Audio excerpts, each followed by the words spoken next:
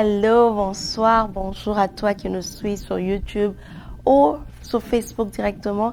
Et un bonsoir ou un bonjour spécial à toi aussi qui va nous suivre sur notre télévision à Kinshasa ou à Lubumbashi. Bienvenue sur Alpha Ministries. Mon nom est Ariane Kisanga et comme vous le savez, j'aime la présence de Dieu. Alors, ce soir, avant qu'on ne commence, je vais te poser la question. Je veux savoir, as-tu créé de l'espace pour Dieu? Est-ce que tu es prêt à passer les prochaines 20 à 30 minutes maximum avec moi ce soir dans la présence de Dieu? J'espère que tu l'es. Rappelle-toi que créer de l'espace pour Dieu, c'est être disponible pour le Seigneur partout où tu te trouves. Être disponible pour Dieu le permet de te parler et aussi être en mesure de prendre quelques minutes dans sa présence. Donc, comme d'habitude, on va commencer ce soir avec une prière et notre verset d'appui pour cette prière de ce soir, c'est dans 1 Samuel 3 au verset 9. La parole de Dieu nous dit, il dit à Samuel, va, couche-toi. Et si l'on t'appelle, tu diras, parle, Éternel, car ton serviteur écoute. Et Samuel alla se coucher à sa place. On va prier ce soir avant de commencer et on va dire au Seigneur, parle-nous. Dis Seigneur, parle-moi. Je suis là pour t'entendre. Je ne veux pas suivre juste pour suivre. Je ne suis pas par habitude, mais je suis parce que je reçois quelque chose de ta part. Rends ton esprit disponible. Rends-toi disponible au Seigneur, que le Dieu puisse te parler. Appelle juste au Saint-Esprit, dis Saint-Esprit, parle-moi. À travers l'émission de ce soir, Saint-Esprit, parle-moi. Dis-moi quelque chose de nouveau, quelque chose que tu veux que je puisse apprendre, quelque chose qui va m'aider dans ma marche avec toi. Éternel, parle-moi, rends-toi disponible. Appelle au Saint-Esprit, invite le Saint-Esprit et rends-toi disponible, que Dieu puisse te parler ce soir ou même ce jour, dépendamment de l'heure à laquelle tu suis cette émission, que l'Éternel te parle. Dis Seigneur, parle-moi. Saint-Esprit, parle-nous. Nous sommes là pour toi. Nous ne sommes pas là pour écouter un homme ou une femme, mais nous sommes là, Seigneur, pour t'entendre et t'entendre seul. Esprit de Dieu vivant, parle-nous. Nous sommes là pour toi. Parle-nous, Saint-Esprit. Parle-nous, Saint-Esprit. Parle ce soir. Parle ce soir, à travers nos invités, que tu puisses parler, que tout ce qui est de nous puisse disparaître et que toi seul tu puisses prendre la place, car ceci est pour toi et pour toi seul. Dans le nom puissant du Seigneur, nous avons ainsi prié. Amen, amen, amen. Alors, c'est notre soirée où nous avons un invité et c'est la soirée invitée du mois. Mais cette soirée est spéciale parce qu'aujourd'hui, le soir chez moi, mais je ne sais pas à quelle heure il est chez toi quand tu suis. Je ne suis pas seule sur le plateau. J'ai avec moi des lionnes. Des lionnes du ministère Lyon Unis en Christ. dont moi aussi je fais part. Mais ce soir, je les invite et elles sont invitées sur Alpha Ministries. Alors, pour ce soir, j'ai avec moi la lionne Kim, j'ai la lionne Priscille et j'ai la lionne Marina. Mais je vais leur permettre de donner leur nom et les villes dans lesquelles elles nous joignent ce soir. À vous les filles. Alors, bonsoir à tous et à toutes. Mon nom est Kibamba Nimo, mais pour faire plus court, on m'appelle souvent Kim. Donc, je suis à Montréal, au Canada. Et c'est un privilège, c'est un honneur pour moi d'être demeurée ici avec mes sœurs pour Alpha Ministry. Merci, Kim. Et on va passer la parole à Marina aussi. Alors, bonjour et bonsoir pour toutes ces personnes qui nous suivent. Mon nom est Marina Mouti et je suis au Canada, plus précisément à Vancouver. Et je suis heureuse d'être au milieu de vous ce soir. Merci Marina, on est heureuse de t'avoir aussi. Et en dernier, on va passer la parole à Priscille. Bonsoir à tout le monde. Mon nom est Priscille Manfo et je suis aussi au Canada. Et j'habite dans la ville de Toronto. Donc, c'est vraiment un privilège pour moi de me retrouver ici avec vous et que le Seigneur vous bénisse. Merci. Merci, qu'il te bénisse aussi, Priscille. Alors, qui sont les Lionnes Unies en Christ? Les Lionnes Unies en Christ est un ministère en mouvement. Ça veut dire que c'est pas un ministère qui est stagnant, c'est pas un ministère qui est juste là pour être là, mais c'est un ministère en mouvement. C'est une communauté globale des femmes chrétiennes qui sont déterminées à faire avancer le royaume de Dieu dans la vie d'une femme, spécifiquement dans la vie des femmes vivant en Afrique francophone. Et le ministère Lyon Unis en Christ, le mouvement Lyon Unis en Christ a comme mission de réveiller la lionne endormie dans chaque femme qui confesse Jésus-Christ pour que cette femme se lève avec stratégie et qu'elle combatte à côté des autres femmes pour avancer et établir le royaume de Dieu sur terre. Et ce soir, ces femmes que vous allez entendre vont nous parler d'être une Esther. C'est quoi être une Esther? Genèse 2 et 3 nous montrent que Dieu a créé la femme pour un but précis, pour une raison précise, pour un but spécifique. Alors Kim, pourrais-tu partager avec nous quel est le but, quel est l'objectif, quelle est la raison précise pour laquelle Dieu a créé la femme? Merci beaucoup, Ariane, pour ta question. J'aime beaucoup ta question. Dans ta question, tu précises bien le but, l'objectif. Et j'aimerais bien prendre un peu le temps ici pour expliquer que tout ce que Dieu fait, il le fait avec un but et un objectif bien précis. Et lorsque on prend le temps de regarder, d'observer vraiment toute la création, on se rend compte qu'il y a toujours un but et un objectif derrière tout ce que Dieu fait. Et lorsque on commet l'erreur de ne pas connaître le but ou l'objectif pour lequel quelque chose, ce que Dieu a créé ou quelque chose qui a été fait, on tombe vite dans les abus. Le but et l'objectif est lié à l'identité. Et ça, c'est vraiment des notions qui sont importantes pour nous à saisir. Ce sont des vérités. Ça ne change pas que l'on soit d'accord ou pas. Je vais donner brièvement l'exemple de cette publicité où j'ai vu une femme qui voulait faire plaisir à son père et qui lui achète une tablette. Mais le papa qui était âgé, qui ne savait pas c'est quoi une tablette, s'est mis à utiliser la tablette comme une planche à découper les légumes. Donc, on voit ici que le papa, ignorant de l'objectif, ignorant du but, ne connaissant pas c'est quoi la tablette, a fini par abuser de la tablette. Et donc, c'est vraiment quelque chose, au travers de ce partage, je prie que le Seigneur nous aide chacune et chacun à pouvoir saisir que il y a un but et un objectif qui est rattaché à la création de la femme. Et ce but et cet objectif nous aident dans notre identité. Donc, pour pouvoir comprendre c'est quoi l'objectif de Dieu en créant la femme, nous allons lire dans Genèse 2, verset 18. Voici ce que la parole de Dieu nous dit. L'Éternel Dieu dit, « Il n'est pas bon que l'homme soit seul. Je lui ferai une aide semblable à lui. » Je répète, l'Éternel Dieu dit, « Il n'est pas bon que l'homme soit seul.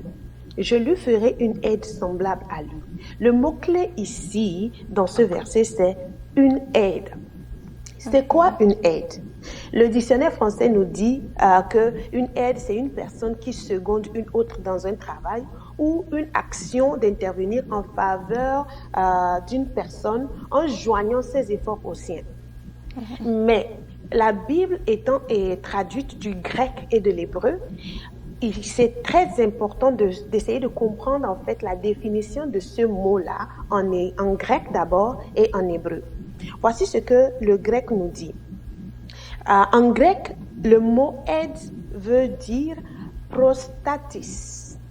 Prostatis, qui veut dire une femme responsable des autres, une gardienne, protectrice, patronne, prenant soin des affaires des autres et les aidant par ses ressources. Maintenant, lorsque, en fait, pour ce terme-là, c'est ce terme-là que Paul a utilisé pour parler de Phoebe dans la lettre de Paul aux Romains au chapitre 16 du verset 1 à 2. Maintenant, en hébreu, l'équivalent du mot aide est Ezer. Ezer, qui veut dire aide, secours. Et donc, c'est de ce mot-là que nous vient... ce mot-là vient de hasard, qui veut dire aider, secourir, donner du secours, embrasser, appui, soutenir, être du même avis, protéger, combattre, protecteur, soutien, contributeur.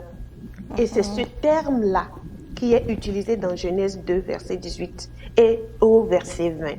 Maintenant, je vais faire la relecture de ce même passage en remplaçant le mot aide par Ezer. Et vous allez voir ce que ça va donner. Au chapitre 2 du verset 18 de Genèse, la parole de Dieu dit, « L'Éternel Dieu dit, il n'est pas bon que l'homme soit seul. Je lui ferai une Ezer. » semblable à lui. Je lui ferai une Ézère. Alors, chère sœur, tu es une Ézère. Je suis une Ézère. Tu es une aide, un secours, un appui, une gardienne, une protectrice, un soutien, une combattante, une contributrice. Amen. Amen. Alors, c'est vraiment ça, c'est ça l'objectif de Dieu. Lorsque Dieu a créé la femme, son objectif, c'est de créer un secours pour l'homme. C'est de créer un secours pour l'humanité, un appui, une protectrice. Et je permets, moi, Ariane, de finir avec cette petite illustration. C'est que lorsqu'on s'attarde maintenant sur le mot secours, voici ce que le dictionnaire français nous dit. C'est que c'est ce qui sert à quelqu'un. Quand on parle de secours, c'est ce qui sert à quelqu'un pour sortir d'une situation difficile. Et qui vient d'un secours extérieur. Le secours ne vient pas forcément de toi, ça vient forcément de quelqu'un qui est externe à toi. Et ce qui m'a intéressé en fait dans cette définition, c'est qu'une situation difficile, ça nous donne en fait de voir que nous, les femmes, nous avons été formées et créées avec cette capacité de faire face aux situations difficiles. Donc, dans le plan de Dieu, dans la conception de Dieu, en créant la femme vient avec une capacité divine à pouvoir faire face aux difficultés et à s'en sortir. S'en sortir et sortir toutes ces personnes-là qui sont dépendantes d'elle. Donc, techniquement, dans le plan de Dieu, aucune situation, aucune difficulté ne devrait me finir ni te finir, ma sœur. Donc, c'est-à-dire que souvent, on fait face à certaines situations. C'est vrai, sous le choc, on attrape nos têtes, on dit, hey, je suis fini. Je vais faire comment?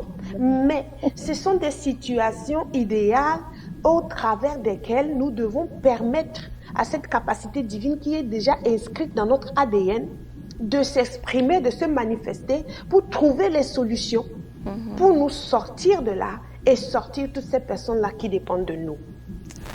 Il y a cette citation, je vais finir avec ça, cette citation de Eleanor Roosevelt. C'était une première dame des États-Unis que j'aime beaucoup et qui parfois m'aide aussi lorsque je fais face à certaines situations.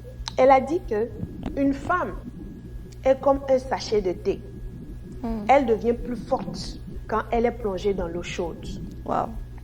Donc, lorsqu'on fait face à des difficultés, en fait, ces difficultés-là ne sont pas le but, même si l'ennemi de nos âmes fait tout pour nous décourager, même si l'ennemi de nos âmes envoie contre nous des épreuves pour nous affliger, pour nous ralentir, pour nous détourner de la foi, pour nous empêcher de continuer notre marche de la foi avec le Seigneur. Lorsqu'on se met du côté de Dieu, on comprend que ces épreuves et ces difficultés, non, au contraire, ne devraient pas nous finir, mais vont nous aider à manifester encore plus la capacité divine qui est déjà dans notre ADN. Et donc, le but de Dieu, pour conclure, Ariane, lorsqu'il a formé la femme, lorsqu'il a créé la femme, c'est de donner à l'humanité, de donner à Adam un secours, un appui, une protectrice, une combattante et une Ézère. C'est ce que je suis et c'est ce que tu es, Ariane. Amen.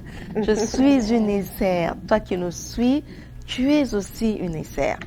Et c'est quoi une Ézère? Une Ézère, c'est une aide, un secours, un appui, une protection, une personne qui est là pour aider les autres à sortir d'une crise.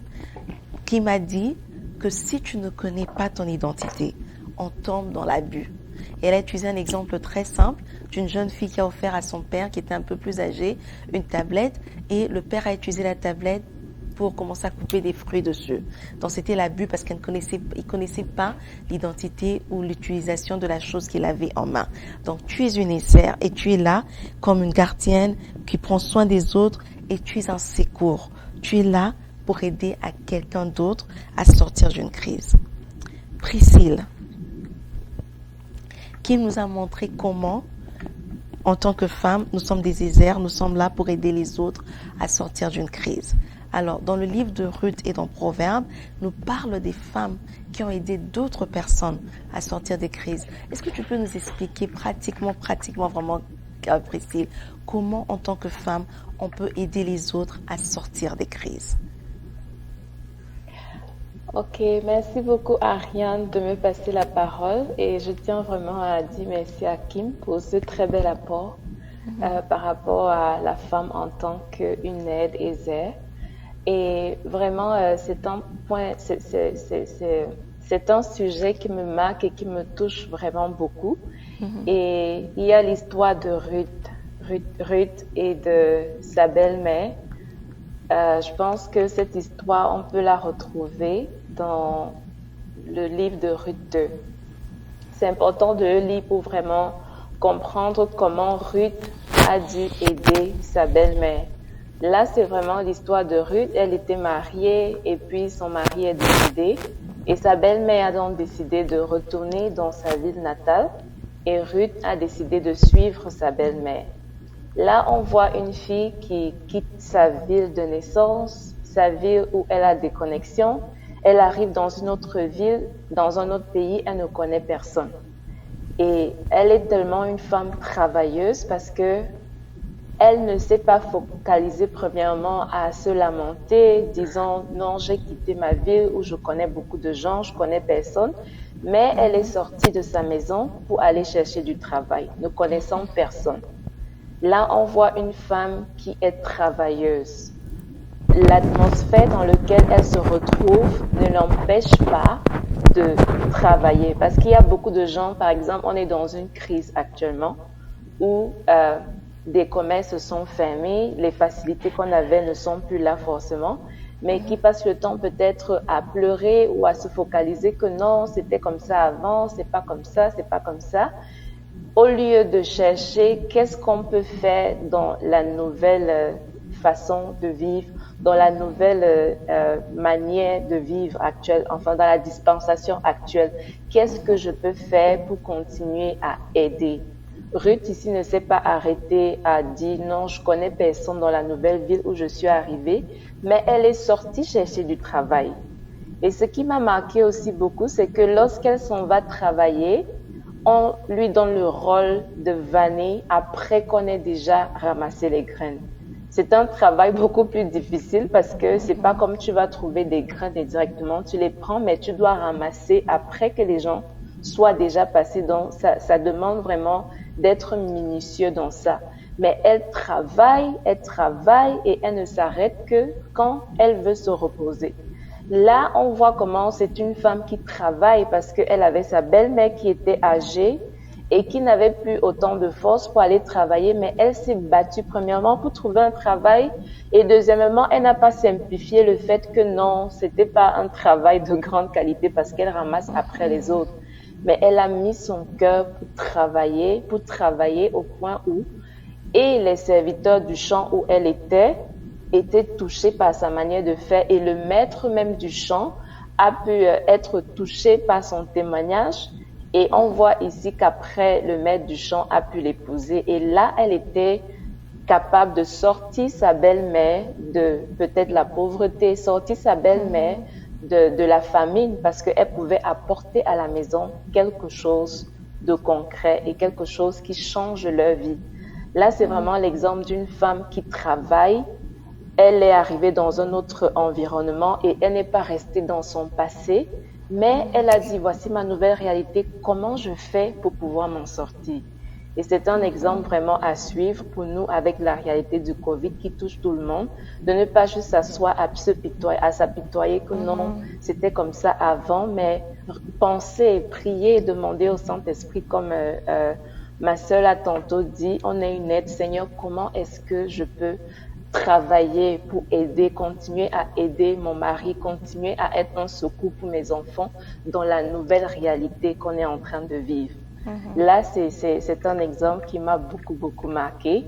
Et je vais ouvrir une parenthèse. Il y en a des femmes qui étaient dans des familles très aisées, qui sortent et qui sont dans une nouvelle réalité. Peut-être le mari n'a pas assez de moyens, mais elles continuent de vivre comme dans le passé. Au lieu de se dire, bon, ok, voici ma nouvelle réalité, il faut que je commence à vivre selon ma nouvelle réalité, pas selon mon ancienne réalité. Donc, une femme qui est travailleuse, qui a une aide, ne laisse rien la stopper. Au contraire, elles profitent des nouvelles opportunités et des obstacles qui se présentent pour se réinventer et pour vraiment s'adapter à la nouvelle réalité et à continuer à soutenir pour être l'aide auprès de son mari, de ses enfants et de sa famille. Et en deuxième point, il y a aussi le texte du Proverbe 31, qui est vraiment une femme tellement travailleuse que je ne sais pas comment, dans le naturel, elle arrivait à faire tout ce qu'on cite là-dedans dans la Bible. C'est vraiment un texte très riche. Et j'invite vraiment chacun à le lire sous l'inspiration du Saint-Esprit pour voir dans quel domaine tu as besoin de te réajuster. Là, on voit une femme qui organise sa maison, elle travaille, elle organise sa maison, elle s'occupe de ses enfants, elle s'arrange à ce qu'il y ait toujours à manger dans la maison et elle se réveille très tôt le matin avant que les autres ne soient réveillés, elle se couche tard et on dit elle ne mange pas le pain de la paresse. Ça veut dire, de loin, elle part chercher sa nourriture. Elle n'est pas surprise lorsqu'il y a l'hiver parce qu'elle a déjà apprêté les vêtements et tout. On voit une femme qui est vraiment organisée. C'est-à-dire organisée pour que malgré le fait qu'elle sorte travailler, sa maison reste propre, sa maison reste organisée, ses enfants aient toujours de quoi manger. Parce qu'aujourd'hui, avec les nouvelles réalités, on se rend compte qu'il y a beaucoup de femmes, parce qu'elles travaillent, on ne peut plus avoir à manger à la maison. Parce qu'elles travaillent, la maison n'est plus organisée. Parce qu'elle travaille, son mari forcément ne va plus manger des plats bien faits. Mais on voit une femme qui est organisée. Ça peut vraiment juste prendre à déléguer les choses, comprendre que je peux pas faire tout. Qu'est-ce que je peux déléguer pour mieux organiser les choses? Si tu as peut-être des enfants à la maison, vois comment aussi les occuper pour qu'ils t'aident à faire, à diminuer le travail pour que tu ne sois pas genre être celle qui va tout faire parce qu'on ne peut pas tout faire. C'est genre savoir ses limites parce qu'on voit cette femme-là, elle partageait le travail, elle donnait le travail à ses servantes et puis c'est vraiment une femme organisée qui sait ses limites et qui délègue pour que les objectifs à la fin soit vraiment atteint, c'est-à-dire que sa maison continue de bien fonctionner, ses enfants aient le nécessaire, son mari continue vraiment à avoir tout ce qu'il a besoin, mais en même temps, elle apporte aussi des finances à la maison. Parce que la Bible dit « deux vaut mieux que un ». On voit que lorsque vous êtes deux à travailler, on tire un meilleur profit parce que tu vas pas juste dépendre tout le temps de ton mari pour faire tout dans la maison. Parce que lorsque tu travailles, premièrement, ça te donne vraiment de t'épanouir, ça te donne, c'est-à-dire la joie que tu as peut-être de donner un peu d'argent à quelqu'un qui est dans le besoin. C'est ce changement que tu apportes dans la vie des autres permet vraiment de te sentir comme utile à la société, utile à la communauté. Et là, tu n'es pas obligé de dépendre tout le temps que ton mari va te donner l'argent. Non. Dieu t'a mis en toi des dons et des talents. Et on est dans le Covid actuellement et je pense que c'est une bonne saison dans laquelle chaque femme doit vraiment prier et retourner à Dieu pour dire pourquoi tu m'as créé, parce qu'avant on était vraiment dans ce système-là où on s'engage dans les professions parce que ça donne de l'argent. Or, Dieu a mis des dons, il a mis des talents, tu as quelque chose à donner au monde. Ça peut être que tu sais préparer, ça peut être que tu sais coudre. Dans le cas de cette femme, on voit qu'elle était capable de coudre et puis elle pouvait faire des ceintures, aller vendre. Tu as quelque chose à donner au monde. Et ça, c'est vraiment une saison dans laquelle il faut profiter pour demander à Dieu qu'est-ce que tu as mis en moi et comment est-ce que je peux servir les autres. Ne pas juste penser à être femme de maison. Je ne veux pas simplifier ce travail de s'occuper de la maison, mais vraiment se réinventer et exploiter tout ce que Dieu a mis en toi pour servir la communauté dans laquelle tu habites, pour amener le changement dans l'environnement où tu habites. Et vraiment, le fait de se déployer dans le travail va amener le revenu qui te permet aussi d'améliorer ta condition familiale. Et là, tu peux être aussi une source d'inspiration pour tes propres enfants. Parce que quand les enfants grandissent en ayant un exemple d'une maman qui travaillait, pas juste à la maison, mais dans le plan social, et elle pouvait soutenir la famille et tout, tu impactes tes enfants et tu es comme en train de leur montrer un exemple qu'ils vont aussi suivre lorsqu'ils vont grandir. Donc, on voit là vraiment deux femmes qui étaient des femmes très, très distinguées et qui ne se sont pas juste limitées à la maison, aider leur mari, les enfants, mais qui avaient aussi un impact à l'extérieur, qui travaillaient. Et je vais ouvrir aussi une parenthèse. La femme du Proverbe 31 était une femme aussi qui investissait. On dit au verset 31, 16, elle pense à un champ, alors elle achète. Et là, je vais ouvrir cette parenthèse pour dire, c'est vraiment important que toi, femme, en tant que tu travailles, tu penses vraiment à faire de l'épargne.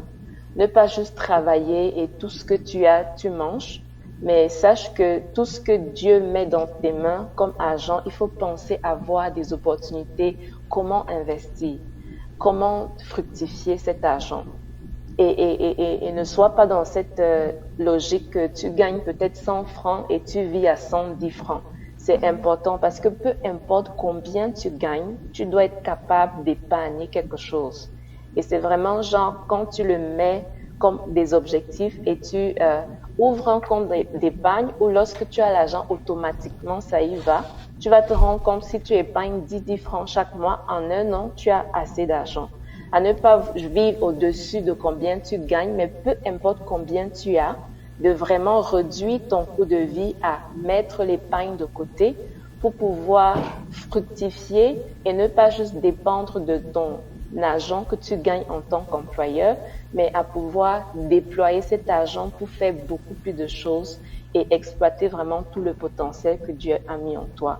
Donc, ça, c'est vraiment des exemples de deux femmes dans la Bible qui m'ont beaucoup marqué et qui sont des exemples à suivre qui montrent comment est-ce qu'on peut être une aide pour nos maris, une aide pour nos enfants, une aide pour notre communauté et dans les sphères dans lesquelles on vit. Donc, toi, tu es une femme, Dieu a mis en toi quelque chose de très grand. Il y a des dons, il y a des talents et ne simplifie rien parce que la Bible dit on ne néglige pas les faibles commencements. Commence juste un peu et tu vas grandir. C'est ton talent au monde. C'est ton talent au monde. Amen, amen. Merci beaucoup, Priscille. La grande question à te poser, c'est qu'est-ce que je peux faire en tant qu'Esther, en tant qu'une femme qui est appelée à secourir les autres, en tant qu'une femme qui est appelée à aider les autres de sortir d'une crise, tu dois savoir qu'est-ce que tu es appelée à faire et qu'est-ce que tu peux faire. Tu dois connaître et savoir comment te réinventer. La situation n'est pas la même, on est dans une situation différente, dans une situation de crise globale. Il faut savoir se réinventer, s'adapter à sa nouvelle situation pour aider les autres à sortir de la crise. Et beaucoup plus aussi en tant que femme secours, savoir comment investir. Épargner, peu importe combien tu gagnes, savoir épargner. Et le fait que tu travailles ne te donne pas un passeport pour négliger ta maison. Si tu es une femme mariée, ta maison doit être en ordre, tes enfants doivent être bien éduqués, ton mari doit être satisfait. Et si tu es une femme qui est encore chez elle ou qui habite seule, là où tu habites, ça doit être en ordre aussi. Même si c'est encore chez ta mère ou même si tu es en train de louer pour toi-même. Merci beaucoup, Priscille.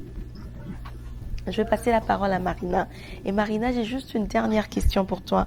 La question est de savoir comment une femme peut-elle impacter sa communauté ou peut-elle être un soutien pour sa communauté? Merci Ariane de m'avoir donné la parole. Merci Priscille déjà d'avoir expliqué tous ces faits, le rôle de la femme dans son environnement. Alors, comment peut-elle impacter sa communauté et quel apport pour son environnement, pour sa communauté? Alors, je m'en vais comme ça nous lire le livre de Juges. Juges chapitre 4, verset 4. Il est écrit dans le livre de Louis II. Dans ce temps-là, Déborah, prophétesse, femme de Lapitote, était juge en Israël. Elle siégeait sous le palmier de Déborah, entre Rama et Bethel, dans la montagne d'Éphraïm, et les enfants d'Israël montaient vers elle pour être jugés. Ici, on va prendre l'exemple de Déborah. Déborah était juge au milieu de tous les hommes en Israël, une femme juge et la première femme juge en Israël. Non seulement elle était juge, mais elle était également prophétesse. Donc ici, on voit une femme qui avait une influence. Et nous allons dire quoi? Que la femme est un instrument puissant entre les mains de Dieu. Dieu lui a tout donné, comme disait Priscille tout à l'heure. Dieu a déversé tous les dons en la femme. Et je veux peut-être m'avancer en exagérant, en disant Dieu lui fait entièrement confiance. Donc, lorsqu'on voit comment Déborah a mené son temps, cette femme a marqué son temps, elle a marqué l'histoire. Nous connaissons l'histoire avec le peuple d'Israël qui a été oppressé par le roi Jabin. Donc, elle a joué un rôle très important en libérant le peuple d'Israël par les guerres et tout ça. Et elle s'est servie d'un homme, mais c'est pas cet homme qui a finalement obtenu la victoire. C'est une femme, donc l'histoire de Jaël et tout ça. On va pas rentrer dans toute cette histoire. Notre point important ici est marqué sur le fait que autour de nous, nous avons des femmes juges, nous avons des femmes enseignantes, nous avons des femmes médecins, nous avons des femmes ministres, même des femmes, je pourrais dire cultivatrices, agricultrices. Mais quel rôle ces femmes jouent véritablement dans la communauté? Quel rôle ces femmes doivent jouer dans la communauté? Ces femmes, elles ont d'abord, hormis le fait que il y a celles qui sont chrétiennes, qui ont déjà été enseignées par la parole, il y a celles-là qui ne sont pas chrétiennes, mais ces femmes-là, elles ont un rôle à jouer autour d'elles. Hormis le fait qu'elles exercent leur mission de séculière dans le monde professionnel, elles doivent apporter autour d'elles de l'évangélisation. La femme sage bâtit sa maison. Dans le livre de Proverbes, chapitre 31, verset 26, il est dit, lorsque la femme ouvre la bouche, elle l'ouvre avec sagesse. Et des instructions aimables sortent de sa bouche. Donc cette femme-là, lorsqu'elle prend la parole autour de sa communauté, tout le monde est censé l'écouter parce qu'elle-même, elle est censée apporter l'exemple.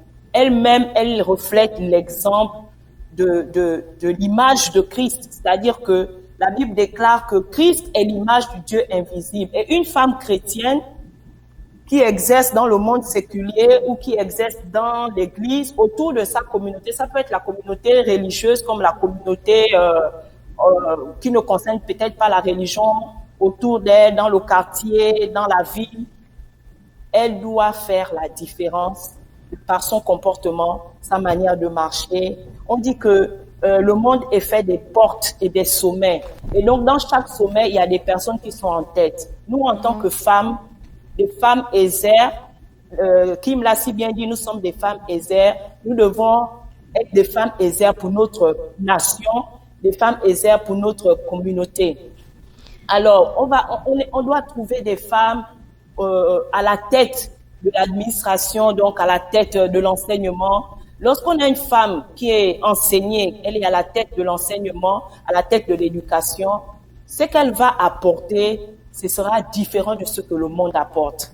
Mm-hmm. Elle va donner l'instruction qui viendra tout droit de Dieu parce qu'elle est juste l'instrument entre les mains de Dieu et elle est le canal par lequel le Seigneur passe pour transmettre une éducation à la génération future et même à la nouvelle génération et tous ceux qui nous entourent. Donc, elle a la mission d'évangéliser au sein de sa communauté.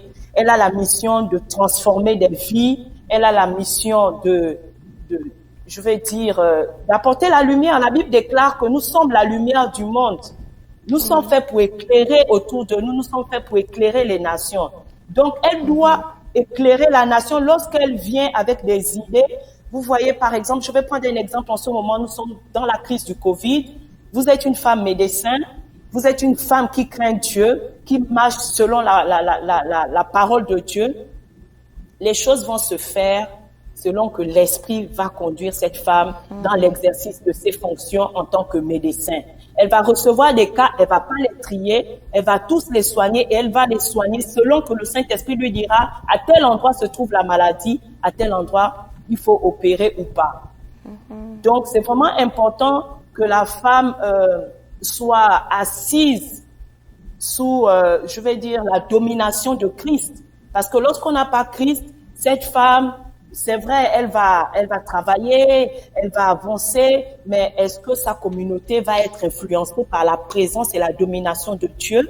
On a besoin d'évangéliser. La Bible déclare dans le livre de Matthieu qu'allez-y, allez partout dans les nations, faites de toutes les nations, proclamant la parole de Dieu. Donc, nous devons aller pour proclamer, prêcher la parole de Dieu.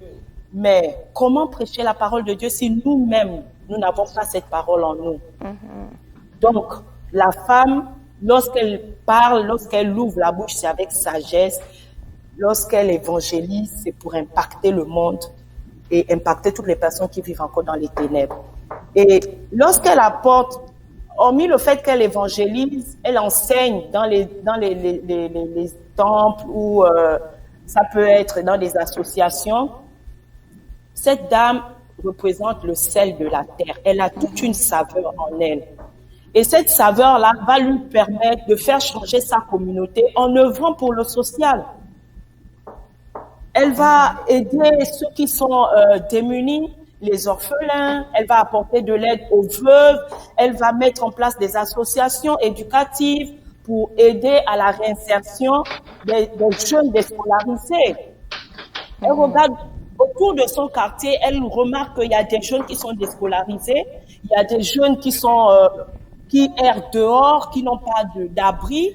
Elle va pas juste passer dans sa voiture, aller dans son lieu de travail et faire ça du lundi au dimanche, du 1er au 31, et ne pas ressentir le besoin d'aider ces personnes.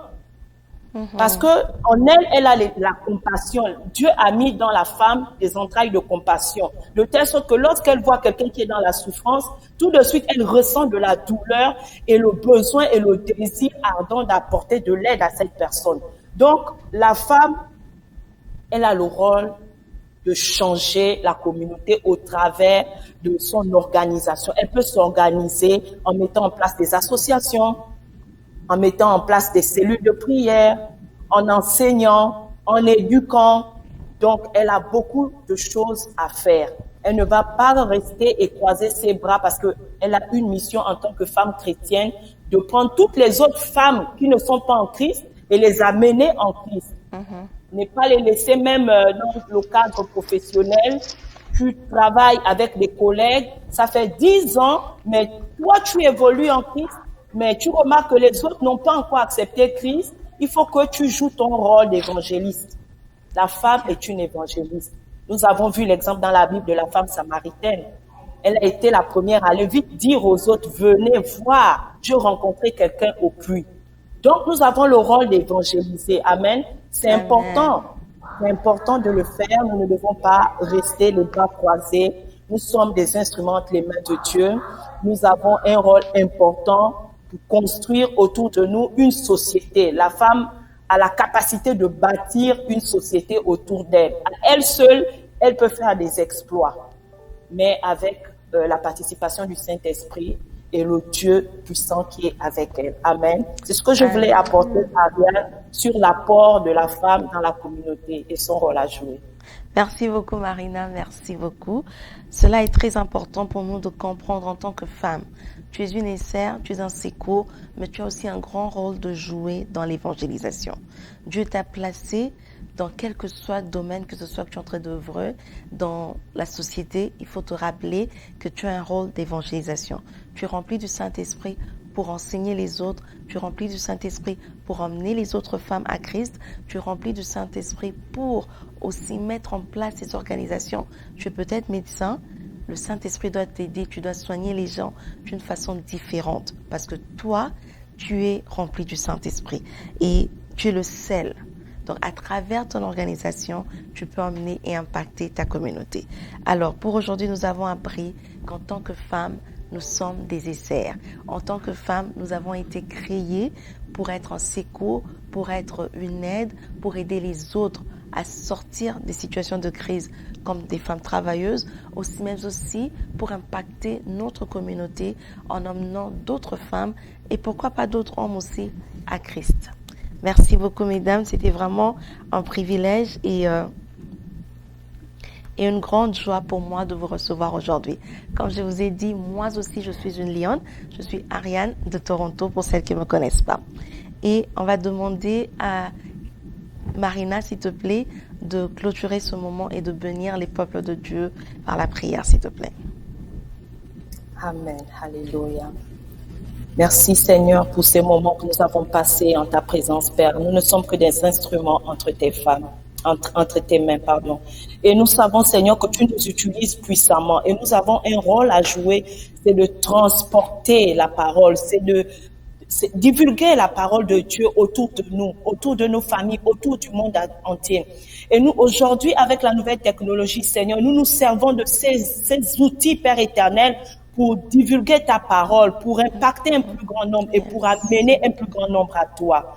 Merci Seigneur, mon Dieu, de toujours nous utiliser car nous sommes disponibles et disposés à toi. Que ton esprit impacte chacune d'entre nous, que toutes ces personnes qui vont suivre cette émission, toutes ces personnes qui vont recevoir, Seigneur, ce que tu as déversé au travers de nous dans cette émission, que ces personnes voient leur vie changer. Que ces personnes expérimentent la puissance, Seigneur, mon Dieu, de notre Seigneur. Nous voulons tous vivre, Éternel des armées, vivre avec toi, vivre dans ta présence continuellement, Seigneur. Nous sommes dans les temps de la fin. Nous ne voulons pas être surprises, Seigneur. Nous voulons vivre le temps de la fin, vivre cela avec toi et transformer les nations, transformer les personnes autour de nous. Nous voulons voir des familles transformées. Nous ne voulons pas être que seuls, Père éternel, à monter au ciel, mais que nos familles aussi, Seigneur, soient transformées par la puissance de Dieu. Merci Père éternel pour mes sœurs, oh Dieu des armées, qui se sont connectées aujourd'hui pour partager ce pourquoi le Seigneur nous a instruits aujourd'hui. Soyez bénis toutes celles qui ont reçu ce message,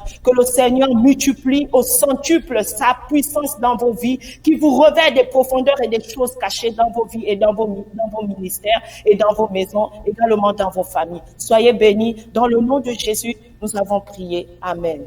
Amen. Amen. Amen, amen. Merci Kim, merci Marina, merci Priscille et merci à toi aussi qui as pris le temps de nous suivre ce soir ou cette journée, dépendamment de l'heure à laquelle tu nous suis. Merci d'avoir passé ce moment et jusqu'à ce qu'on se voit la semaine prochaine, rappelle-toi de toujours créer de l'espace pour Dieu. Au revoir. Au revoir.